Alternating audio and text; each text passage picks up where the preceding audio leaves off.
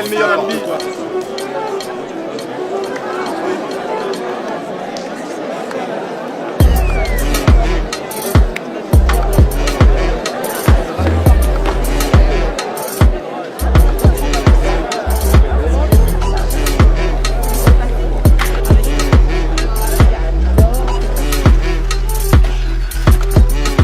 Je m'appelle Anthony. Salut. Salut, ça va? Ça va? Ouais, c'est cool. Tu sais pourquoi il y a autant de monde? Ah ouais, son dernier cours a eu un certain succès. Et t'en as pensé quoi? J'ai détesté. J'ai adoré. Ce prof est brillant. Un but de sa personne. Des techniques pédagogiques super originales. Je le trouve Mystérieux. louche et inutilement sévère.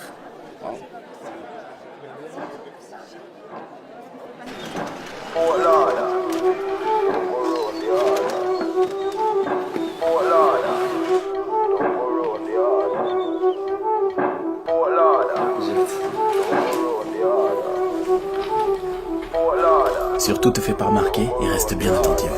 Pourquoi? Parce que c'est le meilleur. I see him, so me do it. Vous êtes sûrement inscrit à ce cours en pensant y trouver la vérité absolue. So me do it. Eh bien, je peux tout de suite vous dire Hey yo, que vous aviez raison. just touched down in another Do it. Je suis le professeur Guillaume Détalès et bienvenue dans mon cours de psychologie sociale. So me do it. Comme on préfère l'appeler, comment sortir de la friendzone. C'est mon imagination ou le nombre de mes élèves a considérablement augmenté depuis la dernière fois. Bon, commençons. Je vous rappelle que la friendzone serait un endroit psychologique dans lequel on se retrouve piégé lorsque l'on ressent des sentiments amoureux envers quelqu'un qui n'a que des sentiments amicaux à notre égard. Qu'en avons donc conclu la dernière fois. Pourquoi? Qu'il y a la seule friendzone qui existe et celle dans laquelle on se met seul en se comportant trop amicalement avec quelqu'un qui nous plaît. Et donc? Alors sortir de la friendzone consiste tout simplement à changer son comportement. Opter pour le comportement séducteur au dépend du comportement amical. En gros, ça dépend que de nous. Très bien, maintenant faites-vous plaisir et donnez-moi des signes. Des signes qui nous montrent que nous nous sommes probablement mis dans la friendzone. La voix au téléphone. La voix. Si on s'appelle le soir et je prends pas ma voix grave de m'être fatigué, c'est clairement la friendzone. Très bien. Quelqu'un d'autre? Si je réponds rapidement à son message alors qu'il a pris des heures avant de me répondre, c'est la friendzone. Pourquoi? Parce que si c'est un pote et qu'il met des heures avant de me répondre, c'est pas grave, je peux répondre vite. Par contre, si c'est un flirt, faudrait pas qu'il croie que je guette ses messages. Plutôt qu'il le sache, c'est ça? Exactement. C'est plutôt une question sur un des signes. Accélérez, accélérez. Vous voulez que les gens nous quittent avant la fin de l'histoire ou quoi? Si elle like ou commente notre dernier post Instagram, c'est bien parce Pas que... forcément, mais si elle like une photo de vous qui date de 3 ou 4 mois, c'est bon signe. Parce que là, elle veut vous montrer qu'elle a remonté votre profil. Un dernier? Mais qui l'ont eu, Les deux tapes sur l'épaule. Les deux tapes. Alors, après avoir rigolé ou qu'on est en train de se dire au revoir, une fille qui est à l'aise avec un garçon aura tendance à poser sa main sur son épaule. Alors si c'est juste poser ou caresser, c'est bon signe. Par contre, si elle tapote son épaule, là, croyez-moi, c'est la friendzone. D'accord. Très bien. Écrivez le sous-chapitre comment désamorcer le processus d'amitié. Désamorcé? Un problème? Vous en parlez comme si c'était une bombe, comme si c'était mortel. Depuis quand est-ce que l'amitié est quelque chose qu'il faut redouter à tel point qu'on doive la désamorcer? Bon, vous avez l'air d'avoir perdu un ami. Et vous êtes persuadé que c'est à cause de moi? Quoi, c'était votre meilleur ami? Écoutez, ce n'est pas de ma faute si votre ami C'est n'a... vous qui avez déclaré que la friendzone n'existait pas. C'est depuis vous qu'ils remettent tout en question si on a le malheur de leur envoyer un cœur bleu. Vous avez créé des monstres incapables de se contenter d'amitié. Depuis vous, dès qu'ils ont l'impression de détecter un signe d'une soi-disant friendzone, ils ont subitement envie d'en sortir. Parce que vous les avez encouragés à en avoir peur, à voir ça comme quelque chose de vexant, comme quelque chose qu'ils doivent désamorcer. Alors qu'au contraire, ce que vous n'avez pas dit, c'est que lorsque quelqu'un vous considère comme un véritable ami, vous comptez vraiment. Et bien plus qu'un énième crush comme on en croise 1 million dans une vie. Bien plus. Vous avez créé des monstres. À votre avis, combien de couples se sont formés depuis votre premier cours Comment sortir de la friendzone? Combien ont réussi à transformer leur amitié en relation amoureuse? Amitié qui durait sans doute depuis des années. Des centaines? Des milliers? Combien? Et ces nouveaux couples, on dirait quoi? 6 mois? 1 an? Grand max? Vous êtes persuadés de créer de l'amour, alors que tout ce que vous faites, c'est détruire de l'amitié. Parce que l'amour échoue bien plus facilement que l'amitié. J'ai compris ce que vous essayez de nous dire, mademoiselle. Ali, Je ne vous ai pas demandé votre nom. Eh bien, je vous l'ai donné quand même. Vous avez terminé, mademoiselle Alia.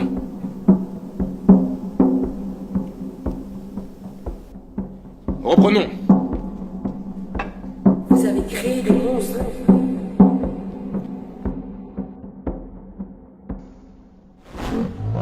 Détruire de l'amitié. Admettons. Vous, ne me donnez pas aussi votre nom, il ne m'intéresse pas. Quelle est la nourriture que vous aimez le moins? Quoi? Allez, dans quel restaurant vous n'allez jamais manger? Japonais. Pourquoi? J'aime pas le poisson cru, les sushis et tout. Si je vais, je prendrai que des brochettes. Donc bon, ça va un peu cher pour des brochettes. Ne me racontez pas votre vie. Quelqu'un est d'accord avec lui ici? Vous deux, vous êtes ensemble? Non, on est juste potes. Ouais. Combien de fois êtes-vous allé manger au resto japonais du coin de la rue à l'heure du déjeuner? Plusieurs fois. C'était bon? Ouais, j'aime bien. Pourtant, vous avez levé la main, vous, donc vous détestez ça, n'est-ce pas? Oui, mais... Vous aussi, vous avez levé la main. Vous y allez quand même à deux? Bah non, on n'y va jamais ensemble, vu qu'il n'aime pas. Vous avez compris, mademoiselle Alia. Votre théorie dit que je détruis l'amitié. Mais dans le cas 1, votre soi-disant ami va venir manger des sushis avec vous et des petites brochettes en vous cachant qu'il déteste ça. Tandis que dans le cas 2, votre ami vous dira qu'il n'aime pas ça en prenant le risque que vous y alliez avec quelqu'un d'autre. Et alors? Dans le cas 1, c'est-à-dire dans le cas d'une friendzone, votre ami n'est pas lui-même. On fait tous des compromis en société. Là, il s'agit simplement de poisson cru. Mais jusqu'où ira votre ami friendzoné pour vous plaire, consciemment ou inconsciemment? Il calquera ses goûts sur les vôtres, cachera sa vision de la vie s'il a l'impression que vous en avez une opposée. Par exemple, il ne vous exposera pas son avis sur la peine de mort s'il a l'impression que vous êtes contre alors que lui est pour. Pourtant, c'est ce que devrait faire un ami, car un ami est juste lui-même et ne cherche pas à paraître comme le gendre idéal. S'il vous a avoué ses sentiments, comment pouvez-vous être sûr que vous étiez attaché à votre meilleur ami? Et pas plutôt au masque qu'il revêtait pour vous plaire? Si c'est ce genre d'amitié que j'ai détruit, y a pas mort d'homme. Reprenons. Nous allons donc voir comment désamorcer une amitié naissante en plusieurs étapes. Une amitié non voulue, une future friendzone. Vaut mieux tenter de la désamorcer ou y mettre fin plutôt que de faire semblant, n'est-ce pas? Je vous rappelle que la friendzone n'existe pas. D'ailleurs, quelqu'un ici saurait comment détruire une amitié sincère et réciproque. Pas une naissante, mais une sincère et réciproque. Allez, un peu d'ingéniosité. Dites-moi comment détruire une amitié sincère et réciproque. En créant de la jalousie? Non. En prenant ses distances? Non. Et si vous nous donniez la réponse tout de suite? Parce qu'on va donner toutes les réponses possibles et inimaginables et vous allez nous donner la réponse géniale auquel personne n'aurait jamais pensé. Alors, épargnez-nous tout suspense, non? Le premier qui trouve la réponse à ce problème valide son semestre automatiquement. Instantanément. Quelle est la seule et unique façon de détruire une amitié sincère et réciproque? Comment on peut être sûr que vous avez la réponse? Peut-être que vous choisirez la meilleure réponse d'entre nous et vous direz que c'est celle que vous attendiez, alors que vous ne l'aviez même pas. D'accord. J'écris la réponse ici.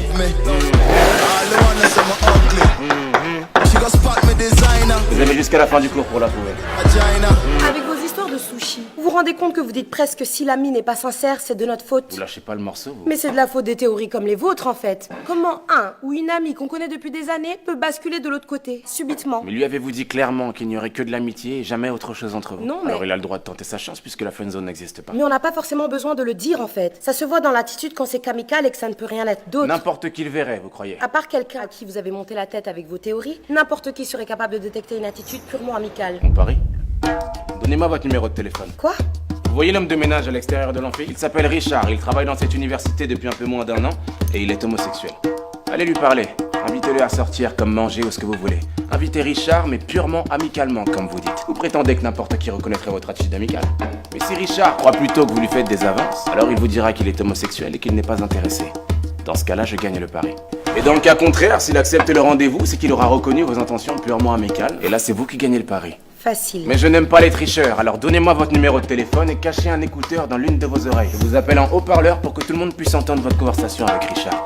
Alors, pari tenu?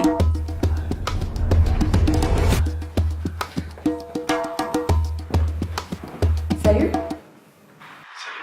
Je prends un peu l'air. Ce cours est super ennuyant. Oh, soyez un peu plus crédible. Du monde, hein? Ouais. Vous avez déjà fait de la psychologie sociale? La conseillère d'orientation, ça compte. Vous sympathisez, là, vous trichez, proposez-lui.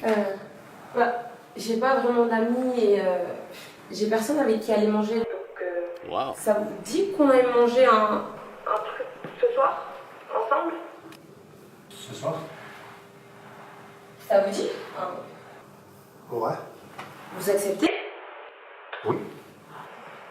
Donc, vous acceptez de venir manger un truc avec moi ce soir? Ouais. Tu me plais bien, donc... Hein? Enfin, mais... Richard, vous êtes homosexuel.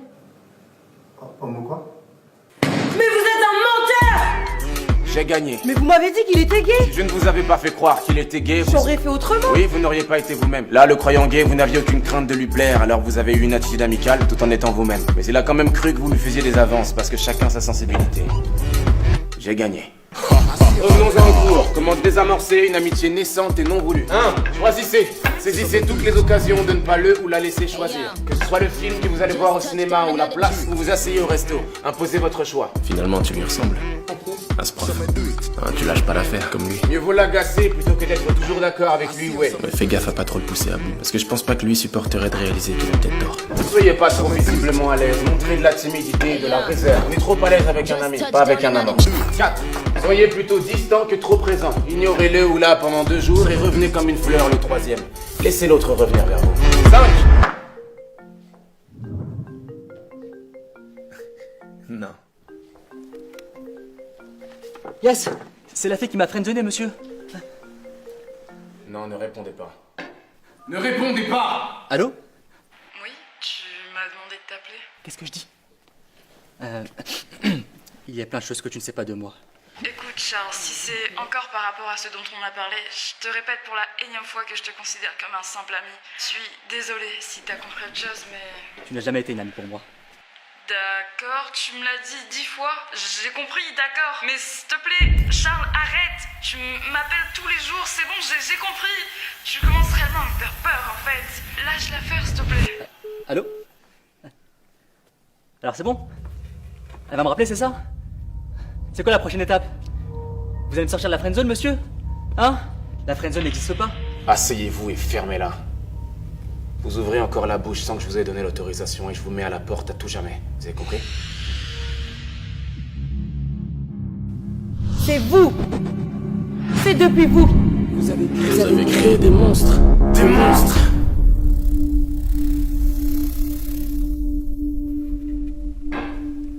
Mademoiselle Alia, je suis désolé que vous ayez coupé les ponts avec votre meilleur ami, simplement parce que mon cours l'a poussé à être sincère avec vous. Désolé qu'il vous ait menti depuis le jour de votre rencontre. Je suis désolé qu'il n'ait pas continué à ravaler ses sentiments sans vous le dire, pour que vous puissiez garder un ami fidèle, un toutou, qui va toujours de votre sens et qui vous regarde avec des yeux pleins d'étoiles pour vous permettre de faire le plein de confiance en vous et votre petite personne. Je suis désolé. Mais ne nous faites pas croire que vous ne le saviez pas. Vous faites semblant d'être remonté contre moi et mon cours, alors que vous n'arrivez simplement pas à avaler le fait qu'il vous estimait bel et bien comme un énième crush comme on en croise 1 million dans sa vie. Il était votre meilleur ami. Mais vous n'êtes visiblement pas assez bien pour être la sienne. Faites avec.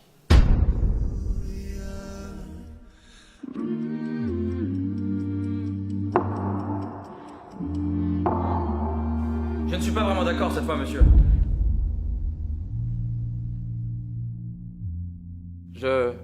Enfin, peut-être que son meilleur ami la considérait vraiment comme son ami, sincèrement. Ah, c'est donc lui ton ex-meilleur ami. Mais que suite à votre cours, qui était génial, peut-être qu'il s'est dit que s'ils s'entendaient si bien, peut-être que ce serait du gâchis de ne pas tenter de se mettre ensemble.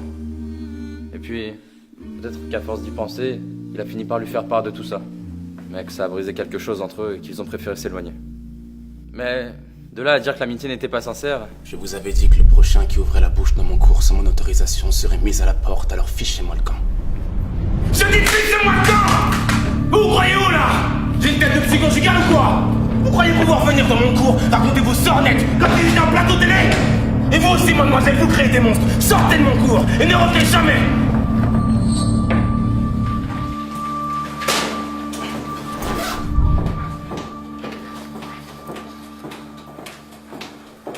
Ce prof est complètement malade. Je te dirais pas que je te l'avais dit. Tu changeras jamais, toi. Est-ce que tu penses qu'on devrait... Doucement, n'allez pas trop vite. Vous avez suivi mon cours, n'est-ce pas? Et vous aussi, mademoiselle, vous créez des monstres. Sortez de mon cours! Désolé qu'il vous ait menti depuis le jour de votre rencontre, toutou. Mais vous n'êtes visiblement pas assez bien pour être la sienne. Je ne suis pas vraiment d'accord cette fois, monsieur. Trouvez-moi, c'était votre meilleur ami. Et vous aussi, mademoiselle, vous créez des monstres. Sortez de mon cours et ne revenez jamais! Quoi? Non, rien. Vous savez alors comment désamorcer une amitié. Si vous voulez la réamorcer, faites l'inverse. Choisissez! Faites l'inverse, laissez-le choisir. Du moins, faites-lui croire que c'est lui qui choisit sa situation. Si tu m'avais dit ce que tu pensais comme tu l'as dit tout à l'heure, j'aurais peut-être mieux compris. Étape 2. Mieux vaut l'agacer que d'être toujours d'accord avec lui ou elle. Faites l'inverse. T'as raison. Soyez pas trop visiblement à l'aise, montrez de la timidité et de la réserve. Le contraire, détendez-vous. 4. Soyez plutôt distant que trop présent. Anthony?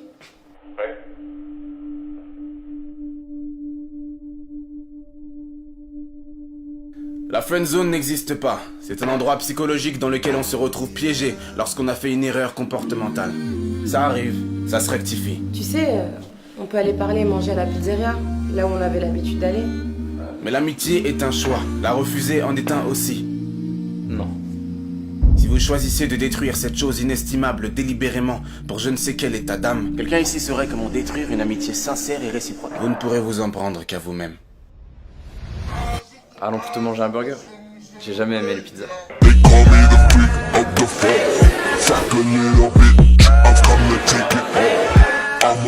tapes sur l'épaule.